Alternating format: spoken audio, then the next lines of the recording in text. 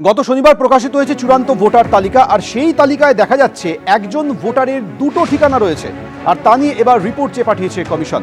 শুনানির পরেও ডুপ্লিকেট ভোটারের হদিশ মিলেছে। একজন ভোটারের দুটি ঠিকানা রয়েছে, শ্যামপুকুর এবং অশোকনগরের। শুনানির পরেও কিভাবে দু জায়গায় নাম উঠল? ডিসেম্বর মাসে এই ভোটারকে শোকজ করেছিল কমিশন। চূড়ান্ত ভোটার তালিকা প্রকাশের পরও জল করছে সেই ভোটারের নাম, আর ঘটনার পরই রিপোর্ট চেয়ে পাঠিয়েছে নির্বাচন কমিশন।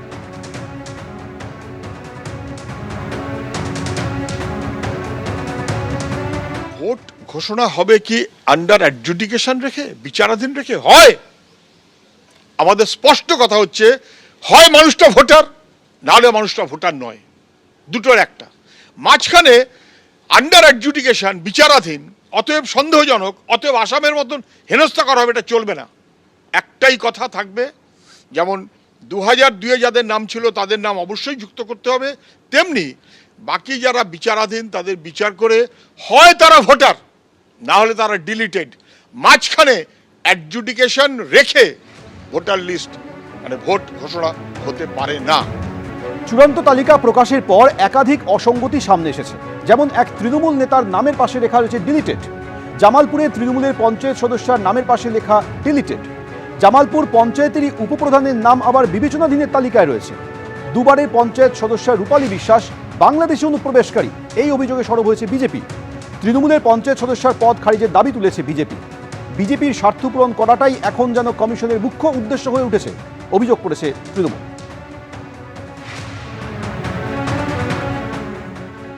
262 নম্বর বুথে, 262 নম্বর বিধানসভায় 142 নম্বর বুথে দুবারের পঞ্চায়েতের সদস্য হচ্ছে তৃণমূলের, এবং এই তৃণমূলের যে রূপালী বিশ্বাস সদস্য, তৃণমূলে ইনি এসছে বাংলাদেশ থেকে। ইনার কোনো রকম পূর্বে ভারতবর্ষে কোনো রকম পরিচয় নেই, এবং পরিচয় না থাকার পরে উনি অবৈধভাবে এখানে পঞ্চায়েতের সদস্য হচ্ছে তৃণমূলের, এবং সেটা আমরা অভিযোগ করি। তৃণমূল তাদের ইচ্ছাকৃতভাবে নাম এখনও রেখেছে, সেটা নিয়ে আমরা আগামী দিনে আন্দোলন করব, বিজেপির এই আন্দোলন থাকবে। তো আমরা একটাই কথা বলতে চাইছি যে এই যে তৃণমূল যে যারা বাংলাদেশ থেকে আসছে তাদেরকে অনৈতিকভাবে ডকুমেন্টস তৈরি করে তারা বিভিন্ন জায়গার সদস্য তৈরি করছে, এবং যেটা আমরা হাতে নাতে ধরতে পেরেছি যে আমাদের 142 নম্বর বুথে জামালপুর দৌলতডাঙ্গার মধ্যে ওই রূপালী বিশ্বাসকে সদস্য করে রেখেছে তৃণমূল দলের, এবং ওনার যাতে সদস্য পদ খারিজ হয় সেটার জন্য আমরা ডেপুটেশন দেবো বিডিওর কাছে। আমাদের তৃণমূল কংগ্রেসের যারা বিভিন্ন পোস্টের দায়িত্বে আছেন এবং বিভিন্ন রাজনৈতিক ক্ষেত্রেও যাদের গুরুত্বপূর্ণ ভূমিকা আছে, সেই সমস্ত যাদের নাম আছে তাদেরকে বিচারাধীনে পাঠিয়ে দেওয়া হয়েছে, এবং অনেকের নাম আবার ডিলিট করে দেওয়া হয়েছে। যে যারা এখন পর্যন্ত আমাদের বিভিন্ন পদাধিকার বিচারাধীনে আছে তাদের নির্বাচন কমিশনের যে গাইডলাইন আছে সেই গাইডলাইনের প্রায় 50% তাদের যে ডকুমেন্ট মানে কোয়ারি ছিল সেগুলো সকলেরই কিন্তু আছে এবং তারা পূরণ করেছে। এমনও আমরা দেখেছি তার 2002-এর নাম থাকা সত্ত্বেও তাকে কিন্তু বিচারাধীনে রাখা হয়েছে। আমি নিজেও বিচারাধীনে আছি। যারা তৃণমূল কংগ্রেসের একনিষ্ঠ কর্মী এবং বিভিন্ন জায়গায় বিভিন্ন পদাধিকার বলে আছে, বেছে বেছে তৃণমূলের কথা মানে তৃণমূলের কর্মীদেরকে দুর্বল করার জন্য বিজেপির কথা শুনে এখন নির্বাচন কমিশনার এই কাজটা চলছে। বর্তমানে নির্বাচন কমিশনারের জায়গায় নেই। এদিকে এসআইআর আবহে ভারতীয় নাগরিকত্ব পেতে আবেদনের বিষয়ে সিদ্ধান্ত নিতে রাজ্যে আরও দুটো কমিটি গঠন করেছে কেন্দ্রীয় স্বরাষ্ট্র মন্ত্রক। পশ্চিমবঙ্গে আগে থেকেই ছিল এরই দুটি কমিটি। প্রচুর সংখ্যক আবেদন আসায় বাড়তি কমিটি গঠনের সিদ্ধান্ত নেওয়া হয়েছে। এসআইআর পর্বে মতুয়াদের তরফে প্রচুর আবেদন জমা পড়েছে। বিভিন্ন জায়গায় নাম বাদ কিংবা বিবেচনাধীন থাকায় মতুয়াদের মধ্যে ক্ষোভ বিক্ষোভও দেখা গেছে।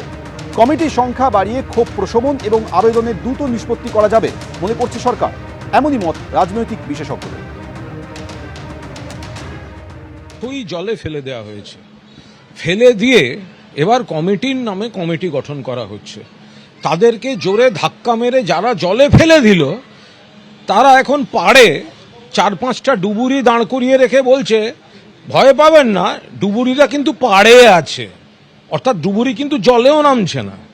যারা বৈধ নাগরিক বছরের পর বছর ভোট দিয়েছেন তাদেরকে এইভাবে অনিশ্চয়তায় ফেলা, কমিটির পর কমিটি, কিসের কমিটি? গভর্নমেন্টের নোটিফিকেশন থাকবে, রুল থাকবে, মানুষ আবেদন করবেন। যেটা তৃণমূল কংগ্রেস বারবার বলে আসছে যে যারা ভোট দিয়েছেন, ভোটার, বৈধ নাগরিক, কেন আপনারা তাদের শিকড় ধরে টানাটানি করছেন? এটা চোখে ধুলো দেয়া, সময় কিল করা, ভোটের আগে মানুষকে বিভ্রান্ত করা, এই কমিটির পর কমিটি, এগুলো মানুষকে একেবারে বোকা বানানোর চেষ্টা।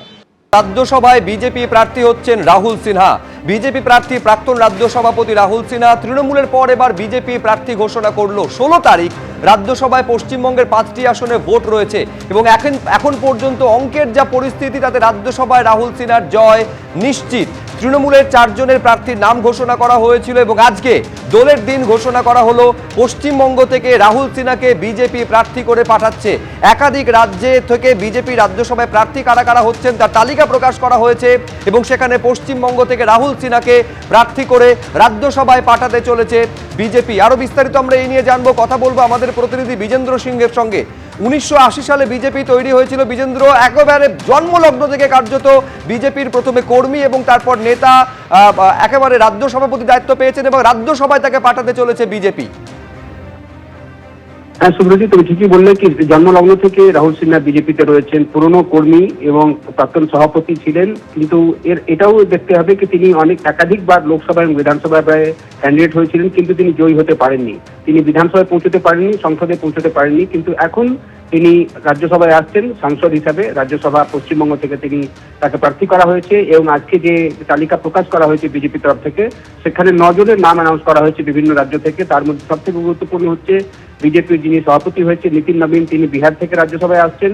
অন্যদিকে রাহুল সিনহার নাম পশ্চিমবঙ্গ থেকে অ্যানাউন্স করা হয়েছে, তিনি বিজেপির প্রার্থী হবেন এবং খুব সম্ভবত 5 তারিখ যেহেতু লাস্ট ডেট নমিনেশনের, তারপরে স্ক্রুটিনি এবং তারপরের দিন উইথড্রলের ডেট থাকে।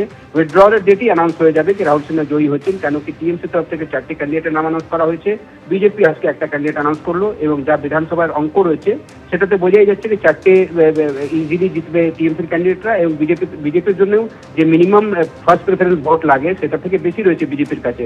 সেক্ষেত্রে রাহুল সিনহাও রাজ্যসভায় আসতে কোনো সমস্যা হবে না। তো 5 জন এবার নতুন যারা আসছেন রাজ্যসভায় সেটা বলাই যেতে পারে। 4 জনের নাম ইতিমধ্যে টিএমসি অ্যানাউন্স করেছে। পশ্চিমবঙ্গ থেকে বিজেপির হয়ে আসবেন রাহুল সিনহা। এখন পশ্চিমবঙ্গ থেকে 2 জন রাজ্যসভায় রয়েছেন বিজেপির সাংসদ, সমীর ভট্টাচার্য রয়েছেন এখনকার সভাপতি এবং নাগেন্দ্রনাথ রায় অর্থাৎ অনন্ত মহারাজ, তিনি রাজ্যসভায় রয়েছেন। এবং সূত্র মারফত আমরা জানতে পারছিলাম যে রাহুল সিনহার নাম, যিনি বর্তমান সভাপতি রয়েছেন, তিনি চাইছিলেন যে প্রাক্তন সভাপতি রাহুল সিনহাকে রাজ্যসভায় পাঠানো হোক।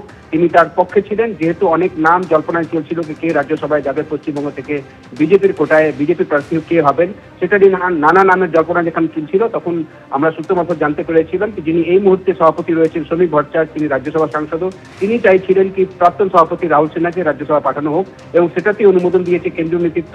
আজকে যে নাম অ্যানাউন্স হয়েছে 9 জনের, তার মধ্যে রাহুল সিনহার নাম 9 নম্বরে রয়েছে, তিনি পশ্চিমবঙ্গ থেকে বিজেপির প্রার্থী হচ্ছেন। বিজেন্দ্র, তুমি আমাদের সঙ্গে থাকো। আমি আরেকবার আপনাদের বলবো, রাহুল সিনহাকে এবার রাজ্যসভায় প্রার্থী করে পাঠাচ্ছে বিজেপি এবং তার জয় এই আসনে প্রায় নিশ্চিত বলে মনে করা হচ্ছে। এর আগে আপনারা জানেন যে 4 জনকে তৃণমূল কংগ্রেস রাজ্যসভায় প্রার্থী হিসাবে পাঠিয়েছে এবং তাদেরও জয় নিশ্চিত। যার মধ্যে বাবুল সুপ্রিয় যেমন রয়েছেন, প্রাক্তন ডিজিপি রাজীব কুমার রয়েছেন, মেনকা গুরুস্বামী, প্রবীণ সিনিয়র অ্যাডভোকেট সুপ্রিম কোর্টের তিনি রয়েছেন এবং রয়েছেন অভিনেত্রী কোয়েল মল্লিক। আর এবার বিজেপির তরফে রাহুল সিনহার নাম ঘোষণা করা হলো রাজ্যসভার প্রার্থী হিসাবে।